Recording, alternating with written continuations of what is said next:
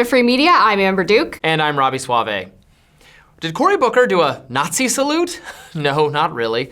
However, it should be noted that the arm gesture he performed in front of supporters over the weekend was in fact similar to what Elon Musk did on the day of Trump's inauguration. Remember that? Musk was widely derided in the media as having performed a Nazi salute. Let's watch the clips side by side and let you be the judge.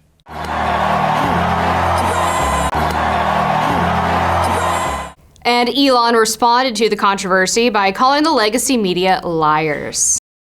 It's hard not to laugh at the clips because it just does look like the same thing. You have to I've seen some people being so nitpicky. I'm like, listen to yourself. Well, it's the speed of which Elon did. I'm like, it's how straight his arm was. Like, do you hear yourself? You sound like a literal crazy person.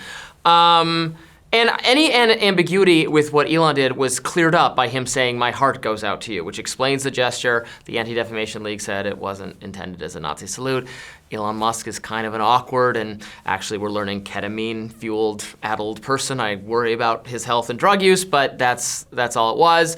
Same thing for Cory Booker. I don't actually think he meant to do a Nazi salute at all. This is totally ridiculous. But of course, you know, one series of events gets a lot of hand-wringing, arm-wringing in the media, and one does not. I remember a few years ago, and maybe it's more than a few, and I'm aging myself, but Laura Ingraham did a similar sort of like straight-armed wave on stage at CPAC or something, and people started cropping that image and using it to say that Laura was a Nazi. It's a cheap fake. It's a cheap fake, exactly. That's what it is. But it's sort of the thing where like pretty much every politician has made a similar arm movement because when you're on stage and you're waving or you're trying to like point at somebody, anybody can— You have to raise both arms at once? Is this something? Am I doing something right now? Superman? I don't know. But you can take like a screenshot of any of those, and I'm sure one of them is like a hate symbol, so. Well, that's the whole everyone is a Nazi kind of cryptography thing with the OK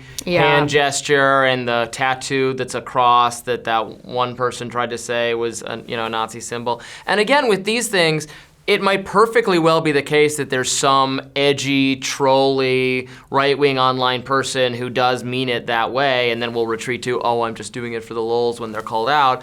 But if like 99% of people who make the OK hand sign just mean OK and actually don't even know that someone is trying to appropriate it for Nazism, then like, why are you conceding the ground that it should be a Nazi? That's like giving up on the whole, like, don't let Nazis take the OK sign from us. That's like, what if someone decided the peace sign is like a Nazi sign? Well, don't let them take that from you. Well, I remember back when I was in college, I posted a thin blue line flag, which is like the pro-police flag.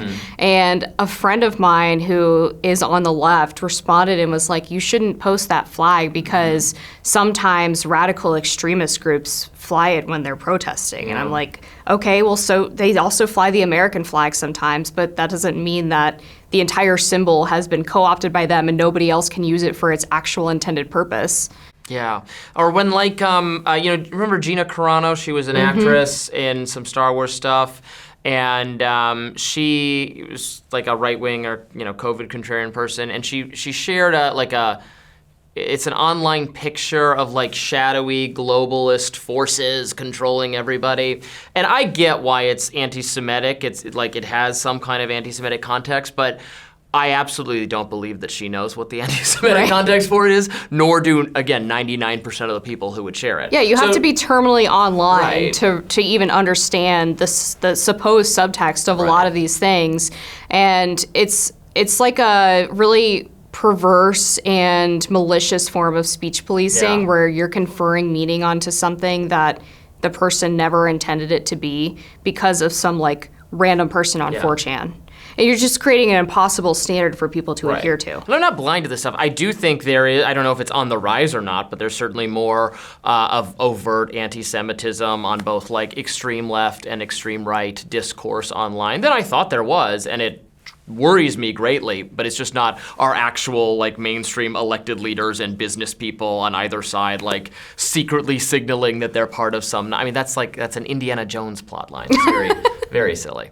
Thanks for watching Free Media. Be sure to like, share, and subscribe to our show. We'll have more for you right after this.